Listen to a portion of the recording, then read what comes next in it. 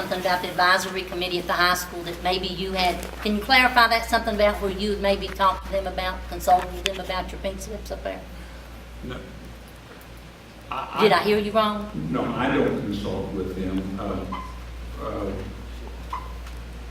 The principals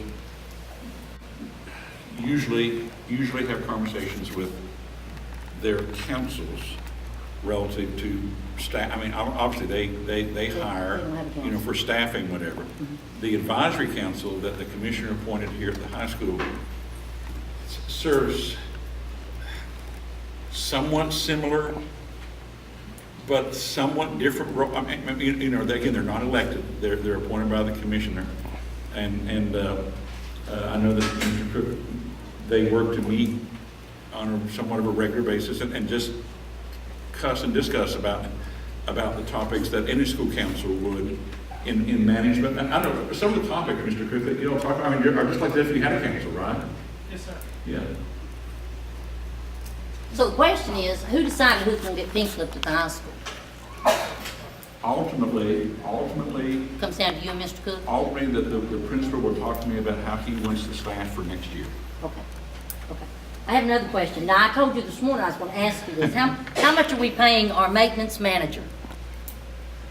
That will be determined based on their base salary, and I have asked in our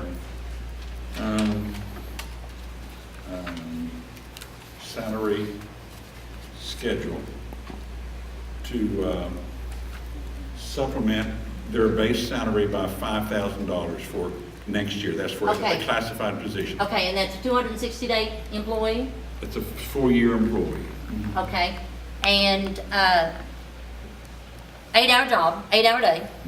Okay, and I looked at what you gave me about the duties.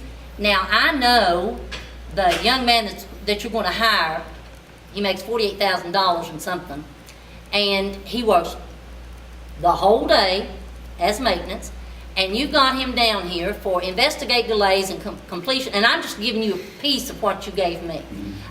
Investigate delays in completion of assigned work schedule of maintenance personnel, supervise and inspect, plan and schedule the work. I want to know how he's going to do all this, plus his 8-hour maintenance, 5 days a week, 260 days. Is hiring another maintenance person to take care of all the work he can't, because he's doing all this, all your paperwork and everything. And didn't you tell the board that the position that you all eliminated would save us, what was it, $74,000 for that position? I believe that's When in reality, you're going to have to pay him almost $50,000 to teach, so you're only saving what, $26,000? No, actually, Ms. West, and I don't know, again, I'm very real careful about talking about personnel. I didn't say anybody's name, I was talking about money, that's public information. But I believe that, as I have said, as we've used her, as I've used her a couple of times, positions that push down and out, if a teacher who was there is pushed out, and that's an ugly term, but if the teacher that was there is out, that salary is gone, and the person that comes down is working then at a rate that's different than the rate there. Yeah, but you're still not saving the $74,000. Well, Okay, you got rid of that district position, you got rid of the preschool director, that job was created for that person, and if that person hadn't retired, we would still have that person. You got rid of the special ed person, that was district, right? And you got rid of the receptionist who had already resigned. when you say I got rid of it, it's like I pushed. Well, I the mean, button. that's, you pushed, whatever, you're just not gonna fill the position, which I think is good.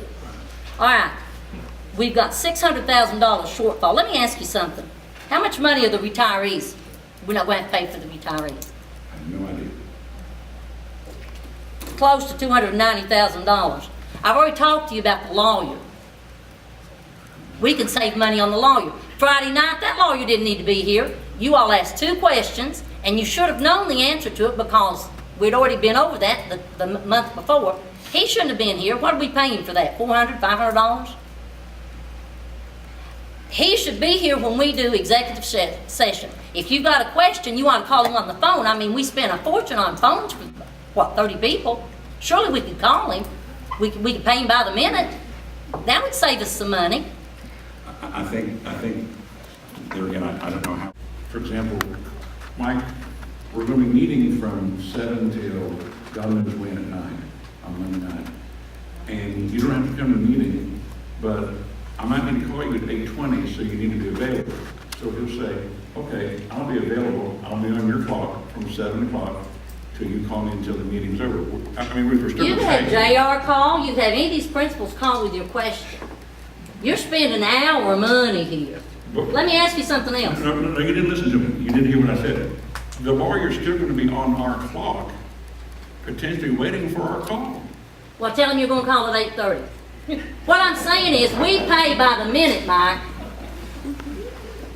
And that's all waste of money. Let me ask you something else. We got a financial consultant that comes in here and helps Edris. We paid her over $16,000. Is she in the budget for this coming year? The problem you all have got is you're willing to balance the budget, but it's on the backs of the certified and the classified. It's not these other places where you can take money out of the budget. Are we paying quicksand to fertilize our ball fields? We used to do that ourselves. You're looking at $20,000 there. Let me ask you something else. Do we have any bus drivers that are sub-bus drivers that don't drive for us? But we still pay their CDL to renew that. We still pay their drug test. We pay to train them, and then we pay someone to train them. You're looking at $1,000 there. Do we have anybody like that, Mike? Yes, we do. That's probably why you demoted the person that you demoted, because he took the man off the roster, and you called him and told him to put him back on there. And that's money out of our pockets. We've got 5 district resource teachers. They have got over $20,000 in extended days. Did you take that out of the budget? Did you add that in? Do they still have it? They're still working. No, that's not what I asked. Do they still have it for next year? That's $20,000. And you told me this morning that these 5 district resource teachers are still district resource teachers and they're not in the classroom. Well, to us, that's wasted money. They ought to be in the classroom with those children who can get some help from them. They're excellent people. They're excellent teachers. And they don't need to be up at that board office running off papers and helping you all at that board office. They need to be in the classroom.